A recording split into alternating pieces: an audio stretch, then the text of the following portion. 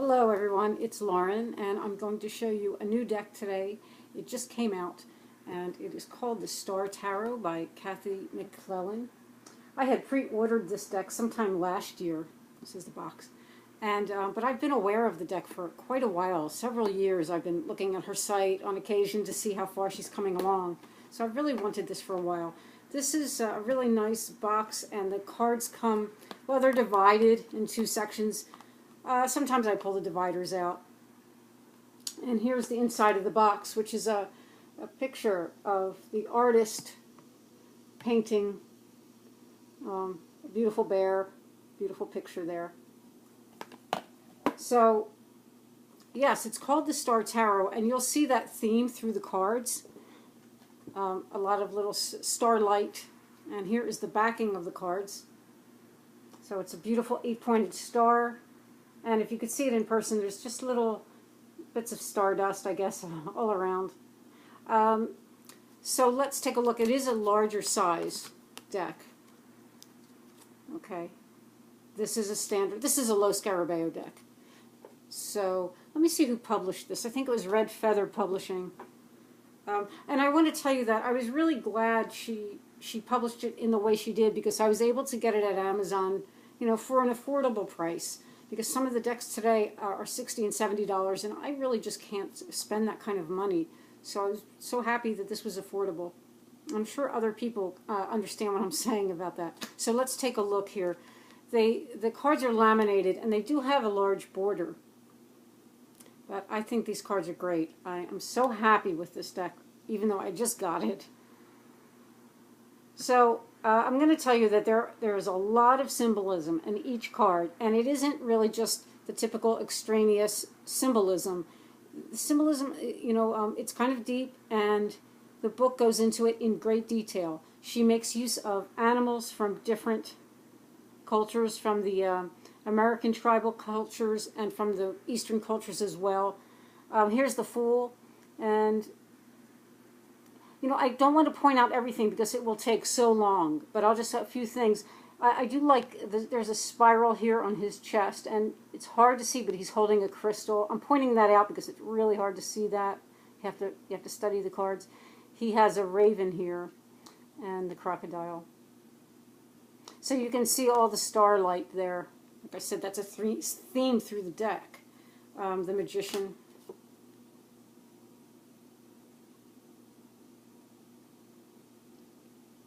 And the High Priestess, nice and dark and deep, and she has a sea of starlight, you know, coming out of her hands, and it's all around her. And the web behind her is a nice touch.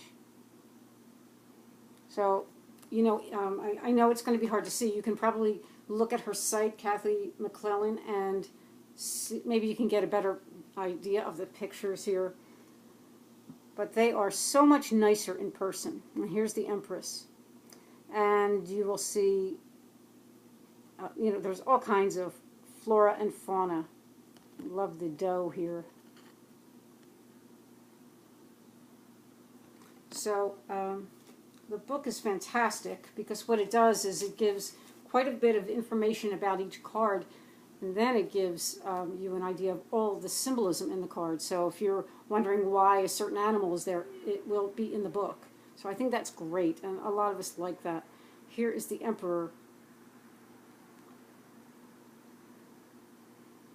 Oh, I just think it's beautiful.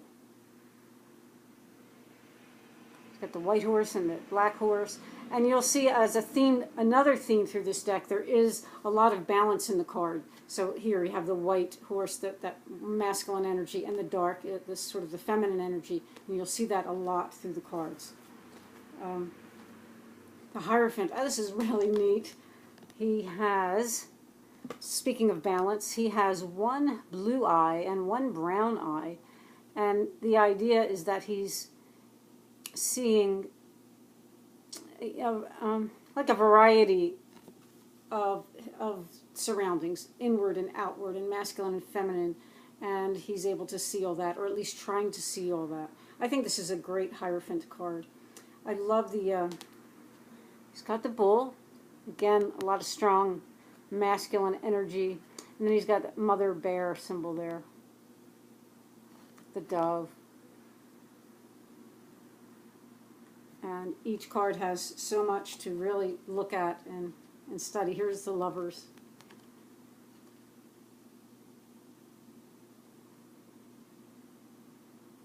And that's very nice. I wish they were bigger. The images were bigger. The Chariot.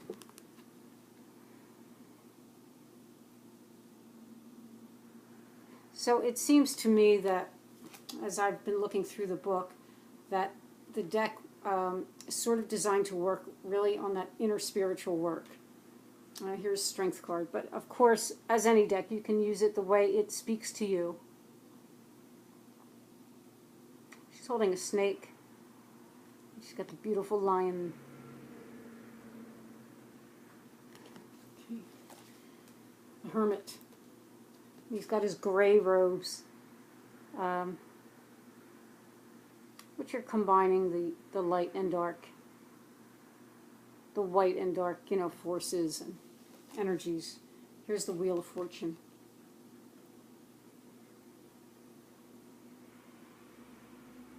Again, you'll see the animals here.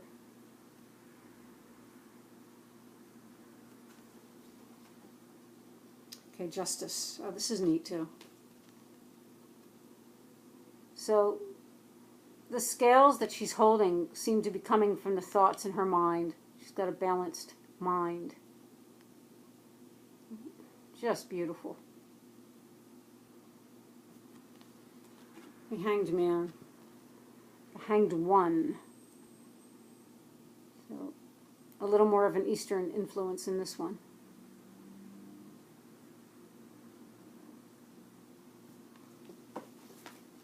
Death. So we see a faceless figure here, cloaked figure. And this is the goddess Nut. And she has the 3 sons here. And one represents death, one represents new life, and one is rebirth. Of course, you see the phoenix here, rising. Temperance. Really colorful. This is different too. You see the sun and the moon.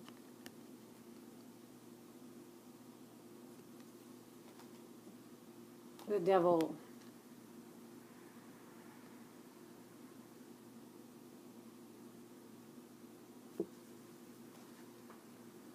Tower.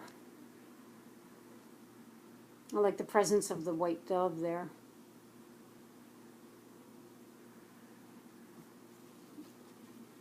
Oh, star, so pretty.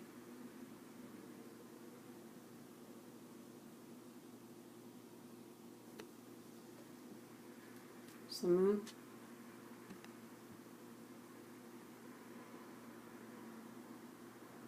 The ravens and the wolves. And you'll see here on the gateway here, there are the moon cycles, which is nice in each of them. Sun. Nice and bright. So there's no horse in this one. It's actually a nice big butterfly and the little sun child here.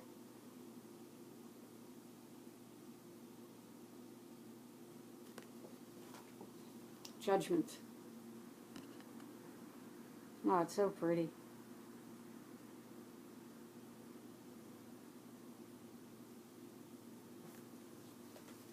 The World.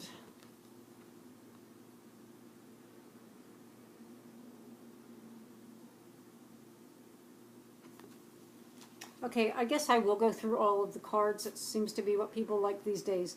So here is the Ace of Wands. And I'm going to show you the order that they came in. That has a real sort of a Thoth type of feel. It's very energetic looking. Here's the 2.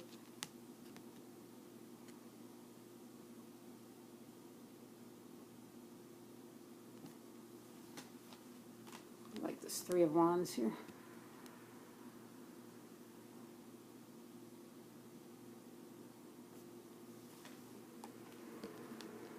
The Four of Wands. Little cubs. Cubs there. Those grapes do look yummy. I guess that's what he's trying to go for.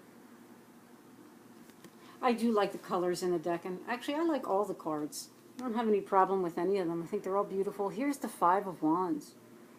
And I think this is really nicely done. She's, or he, I don't know, is holding on to these beautiful calla lilies, trying to maintain peace throughout the volcanic chaos that's going on in the background.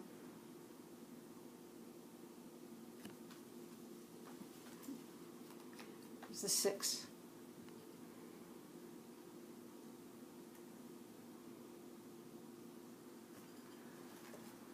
Oh, the Seven of Wands.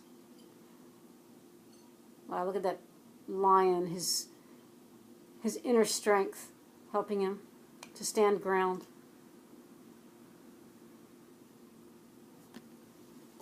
The Eight.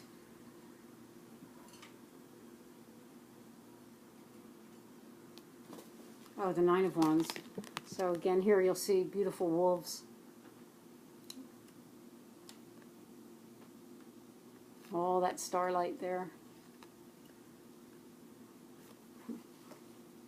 And here's the Ten of Wands. I really like this. So even, you know, as he's going through this time of burden and struggle, there is his bear totem there, offering him his, you know, reminding him of his inner strength.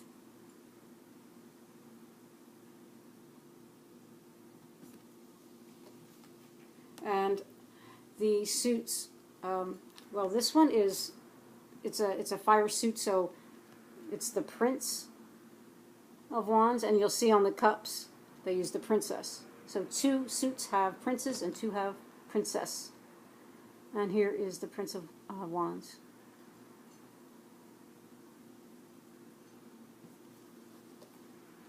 And here's the Knight.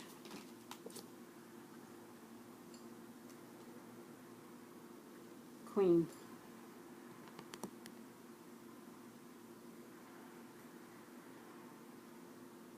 And the King.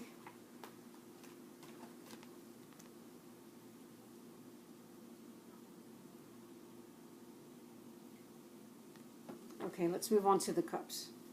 Ace of Cups.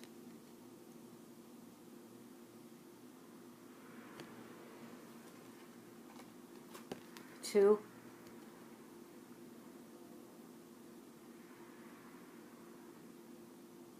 So I like the way she used the animals, because she used them as the, you know, as representatives of our energy or totems.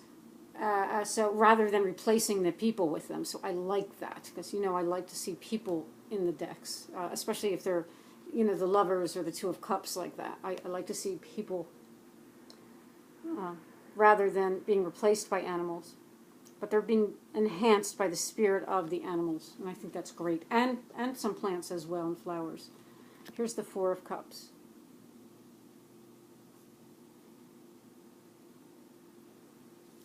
And the Five.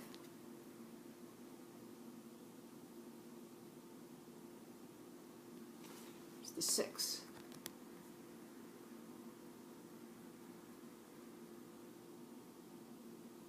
And the Seven of Cups is different. It's interesting. So we see the it's a big dark, almost like a void, and she's showing that during certain times, when a person is upset or depressed, they might start to reach for things or look for things to fill that void or that darkness.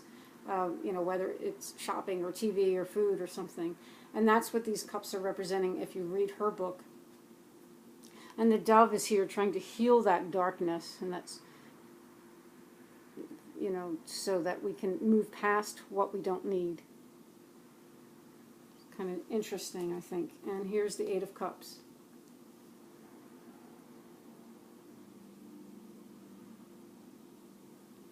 And the Nine.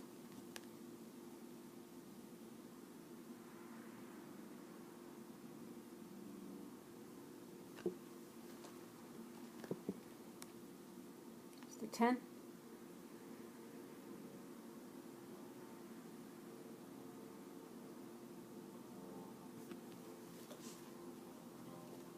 Princess.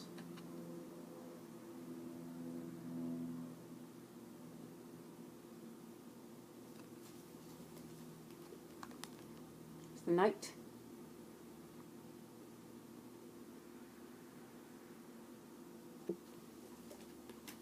Queen.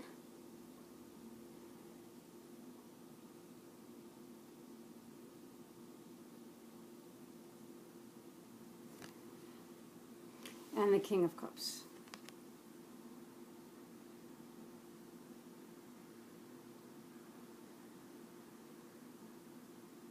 Okay, now the Ace of Pentacles.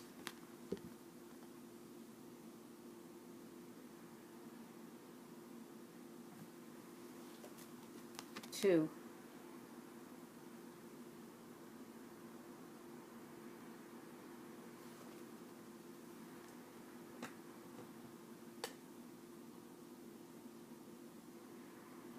Three, and here's the Four of Pentacles.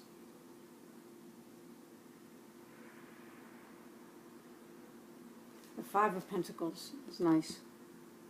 So again, we see the person is accompanied by a wolf, helping them on their journey.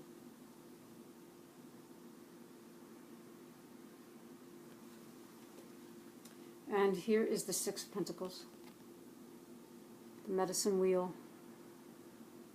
Here, things are in balance.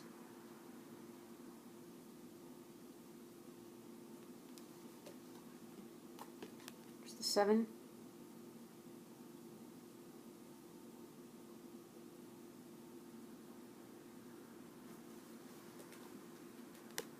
Eight. I don't know if you can see there are hands here. And it's the idea that someone is just so involved in the work that they're doing that they don't even realize the passing of time and or sometimes what's going on around them. Now here is the Nine of Pentacles. It's really pretty.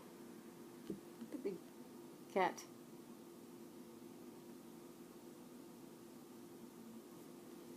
Ten.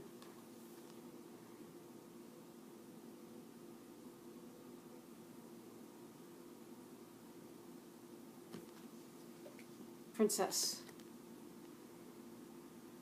Wow. All kinds of animals here. The deer. She's got the bear and swan. All kinds of flora and fauna. And here's the Knight. Oh, this is nice. He's actually in what looks to be a crystal garden.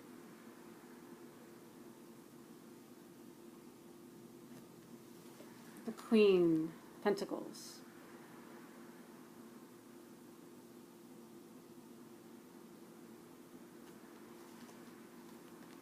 King.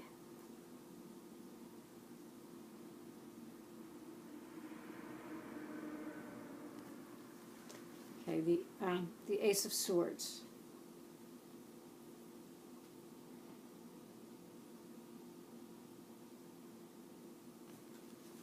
Two.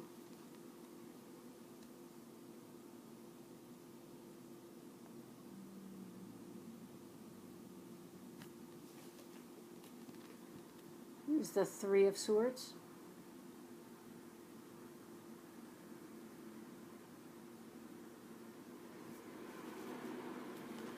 Four.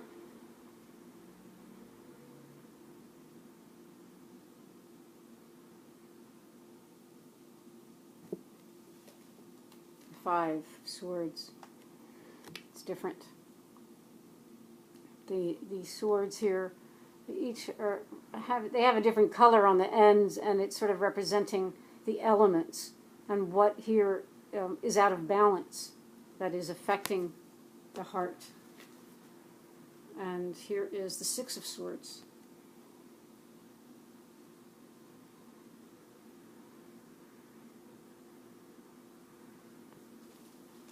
Oh, the Seven. Oh, I love the white stag. He's beautiful. And he is there to guide our spirit to the direction we should be, because it's saying that we're sort of out of balance at this point. There's two white swords here. One represents I think it was the heart, and one the mind. Getting those back to doing what is right. And these swords here are representing what it is that what it is that's no longer necessary.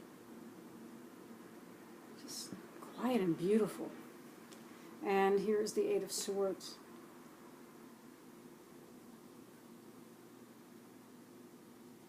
That's clever. And here's the 9.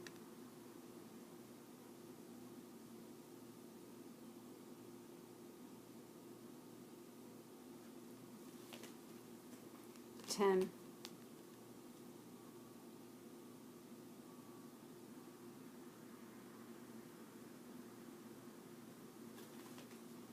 And the Prince.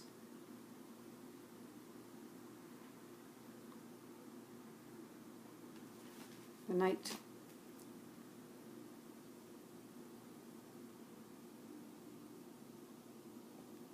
The Queen.